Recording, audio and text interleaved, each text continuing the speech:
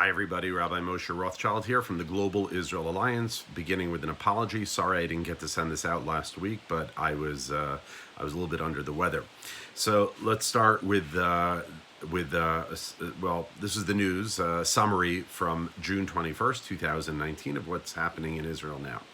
So this past week, a technical delegation from the country of Qatar, which is an Arab country here in the Middle East, met with the Israel Electric Corporation in Tel Aviv as they are interested in funding a new dedicated line of electricity to Gaza. That will be built by Israel but funded by Qatar.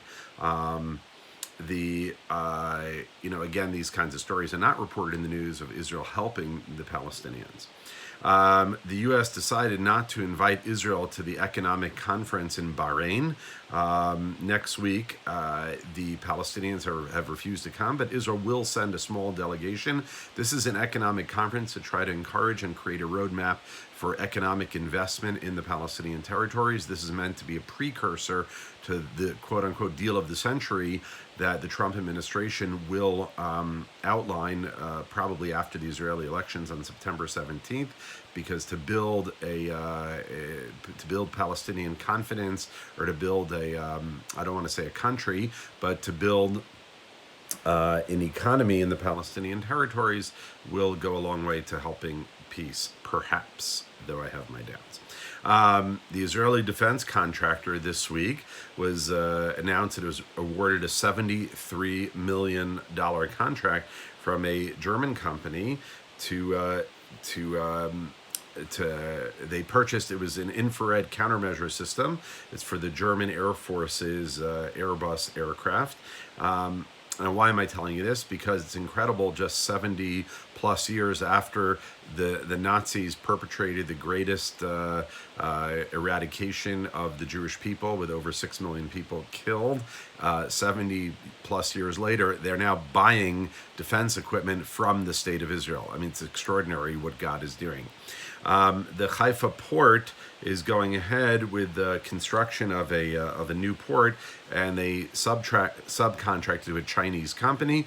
The U.S. Is not happy about this, and they're considering, the Senate is considering a resolution saying, quote, that the U.S. has an interest in the future forward presence of the United States naval vessels at the port of Haifa in Israel, but has serious security concerns with respect to the arrangements of the port of Haifa as of the date of the enactment of this act, etc., etc. So the U.S. is not happy that China is going to probably be building the Haifa port, and I understand that.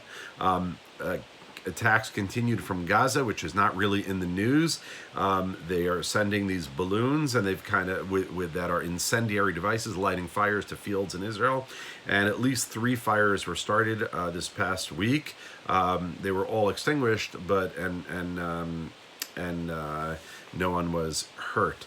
The terrorists have apparently devised a new device of delivering these incendiary balloons, and they cause more fire. They soak a slow-burning fuse in explosive liquids, attach it to the balloon, and the balloon drips fire as it flies, igniting several points along its path. In the next story, the former Justice Minister Ayelet Shaked, who I'm a huge fan of, said that Israel should take advantage of the U.S. administration that's in office and annex Area C, which is parts of what the world calls the West Bank, what we call Judea and Samaria, and that's about 60% of the West Bank. Now, if you remember this last week, David Friedman, the U.S. ambassador to Israel, said that parts of the West Bank, the U.S. would support Israel annexing that. So this is very powerful, and I hope there is a groundswell of support, and ultimately Israel will annex at least part of Judea and Samaria. Of course, that is the heart of our national homeland. This week, very, very exciting news. David Friedman, the U.S. ambassador, attended a ceremony in the Golan Heights naming a settlement, Trump Heights. The settlement was established in 1991. It only had about 10 residents. The name has been changed to Trump Heights, and they now plan to build at least 110 housing units there. Though there will be no golf courses, luxury high-rise hotels, or anything of the sort, but it will still be called Trump Heights. I wonder if Donald Trump is going to buy an apartment there. This week, as well, in a celebration, the mayor of a West Bank of a Judea and Samaria village, an Arab mayor, invited some Orthodox Jewish residents of the West Bank to the wedding of his son, and pictures emerged on the web that he had invited Jews to his celebration, and then he was censured heavily by the Palestinian Authority, which is just an incredible story. I don't think the news is going to cover that either. It's a tale of friendship between a Jew and an Arab, and the Palestinian Authority, the politicians getting involved and not being happy over that. Let's end with a feel-good story. Israeli scientists this week, they announced that they created a non-toxic medical glue that is better than staples or stitches, that can be used inside the body. Any glues that have been used in the past to close up wounds has always been externally. There were a couple of problems, that